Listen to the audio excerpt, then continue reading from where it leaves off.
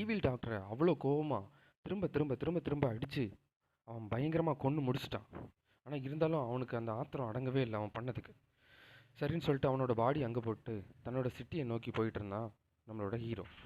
அங்கே போகிற வழியில் அப்படியே அவன் கோயிலுக்கு போயிட்டு ப்ரேயர் பண்ணிவிட்டு, கடவுளே இனிமேல் எந்த பிரச்சனையும் வரக்கூடாதுப்பான்னு சொல்லி வேண்டிட்டு அப்பாடா அப்படின்னு பெருமூச்சு விட்டு சிட்டியை பார்த்து நடக்க ஆரம்பித்தான். சிட்டியில் போகும்போது தான் ஒரு மாற்றத்தை கவனித்தான். வானத்தில் இருந்து நிறைய ஸ்பேஸ் ஷிப்ஸ் வர ஆரம்பிச்சிருச்சு.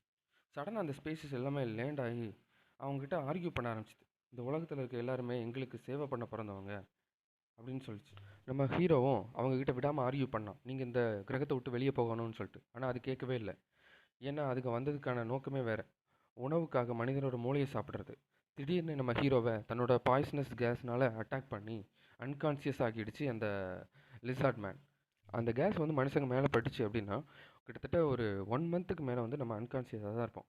உடனே அது என்ன பண்ணுச்சு, அந்த கேஸ் அவன் மேலே ஸ்ப்ரெட் பண்ணிவிட்டு அவனால் வெளியே வர முடியாத அளவுக்கு அதிகமான கேஸை செலுத்தி அவனை அங்கேருந்து தூக்கிட்டு போயிட்டு தன்னோட லேபில் வந்துட்டு பூட்டி வச்சிருச்சு அந்த லிசார்ட் மேன். அது மட்டும் இல்லாமல் பூமி எங்கே எல்லா பக்கமும் இருக்கிற மனுஷங்க எல்லாத்தையுமே வேட்டையாடி அவங்களோட தலையை ஓப்பன் பண்ணி மூளையை மட்டும் சாப்பிட்டுட்டு அவங்கள ஜாம்பிஸாக அலைய விட்டுறது தான் இந்த லிசார்ட் மேன்ஸோட ஒரு தலையாய ஒரு வேலை. அதுங்க அப்படி சாப்பிட்டு முடிச்ச உடனே மனுஷங்களை என்ன பண்ணுவோன்னா அப்படி கொஞ்ச நாளைக்கு அப்படியே விட்டுரும். அப்புறம் அவங்களோட மேலே தலைக்கு மேலே வந்துட்டு பூஞ்சைகள் வளர ஆரம்பித்து அவங்க வந்துட்டு ஜாம்பிஸாக கன்வெர்ட் ஆயிடுவாங்க. இது 1 மாதத்துக்கு அப்புறம் தன்னோட பாய்சனஸ் கேஸ் வந்துட்டு குறைஞ்சி அதில் இருந்துட்டு அவன் வந்துட்டு வேக்கப் ஆக ஆரம்பித்தான். மயக்கத்துலேருந்து எழுந்த ஹீரோ வெளியே வந்து பார்க்கும்போது அந்த லிசார்ட்ஸ் எல்லாம் வேட்டையாடிட்டு இருக்கிறத பார்த்தோன்னா பயங்கரமான கோவத்தில் அந்த லிசார்டோட தலையை பிடிச்சி தன்னோட மின்னல் சக்தியால் அடின்னு அடித்து அப்படியே செதற விட்டான் நம்மளோட ஹீரோ. போகிற வழியில் எல்லாத்தையும் கொன்னுக்கிட்டே போனான். அவனுக்கு அந்த கோவம் அடங்கவே இல்லை.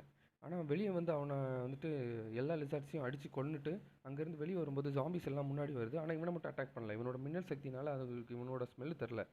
இருந்தாலும் அவன் அந்த லிசார்ட் மேனோட பேஸ்க்கு போயிட்டு அந்த லிசார்ட்ஸ் எல்லாத்தையுமே தன்னோட மின்னல் சக்தியால் சண்டை போட ஆரம்பித்தான். துரத்தி துரத்தி அடித்தான். ஆனாலும் அவனால் அடிக்க முடியல, ஏன்னா நிறைய பேர் இருந்தாங்க. ஸோ அதனால் அவன் தன்னோட ரோபோட்ஸ் கேவுக்கு திரும்ப போயிட்டு என்ன பண்ணலான்னு யோசிக்க ஆரம்பித்தான். அப்போ தான் அவனுக்கு ஒரு ஐடியா தோணுச்சு. இவன் வந்து மின்னல் சக்தியால் ஏலியன்ஸை காப்பாற்றிருப்பான்ல, அந்த ஏலியன்ஸ்கிட்ட ஹெல்ப் கேட்கலான்னு தோணி ரோபோட்ஸ்க்கு கட்டளையிடுவான். அந்த ஏலியன்ஸ்